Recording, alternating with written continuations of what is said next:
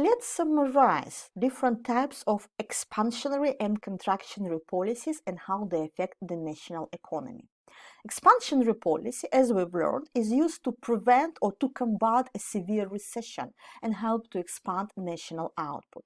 If you look at the graph, expansionary policy involves shifting of aggregate demand upwards, which allows us to increase national output.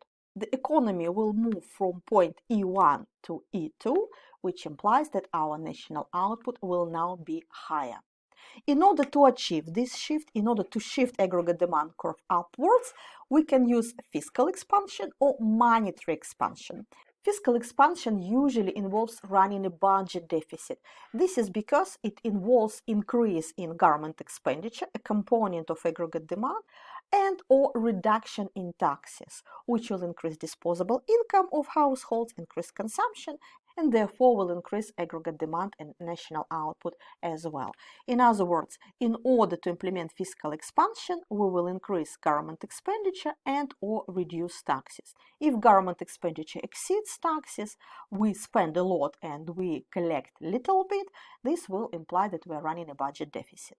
On another hand, we can also use monetary expansion to shift aggregate demand curve upwards in order to achieve higher national output. In order to do this, we can increase money supply and or reduce interest rate, which will make borrowing cheaper, encourage more borrowing, which will lead to higher investment and consumption, two components of aggregate demand, which will shift aggregate demand curve upwards. As you can see on a graph, it does help to increase national output and lead to a temporary short-run boost to other real variables, GDP, national income, employment level, and therefore it will reduce unemployment, and so on. However, it will come at a cost of higher price level. As you can see here in this particular graph, our price level, as we move from point E1 to E2, price level will now be higher.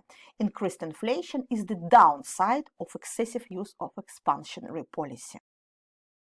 Contractionary policy, on the other hand, is the opposite situation. It's a situation when we shift aggregate demand curve downwards. This is used to prevent overheating of the economy and to combat inflation. This is because as we move from equilibrium point E1 to E2, as we shift aggregate demand curve downwards, as we contract the economy, price level declines. The rate of price growth slows down, so we enjoy lower inflation level. In order to achieve this downward shift in the aggregate demand curve, we can implement fiscal or monetary contraction. Fiscal contraction or fiscal consolidation involves reduction in government expenditure and or increase in taxes. In other words, it frequently implies that we are running a budget surplus when government expenditure is small while taxes are really high. Again, recall aggregate demand formula: consumption plus investment plus government expenditure plus net exports. When we reduce government expenditure, it will reduce aggregate demand. When we increase taxes, this will reduce disposable income in households' pockets, which will reduce consumption, this component of aggregate demand, and therefore will reduce aggregate demand as well. Apart from fiscal contraction, we can implement monetary contraction, which involves reducing money supply and or increasing interest rates. High interest rates will lead to a reduction in borrowing. It will be more expensive to borrow, which will discourage investment and consumption. So we are trying to reduce this component of aggregate demand as well, which of course will reduce aggregate demand.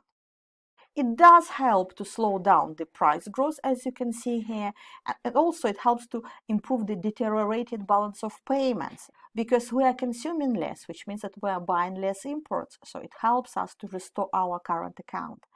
However, the downside of this policy is, of course, reduced output. As you can see here, as we move from point E1 to E2, national output drops, and therefore it can lead to high unemployment as well.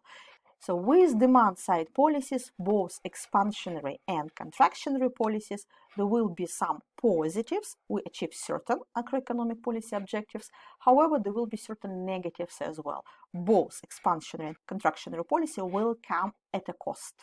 And therefore, policymakers might choose to implement some supply-side policies instead. This is what we'll cover in the next video.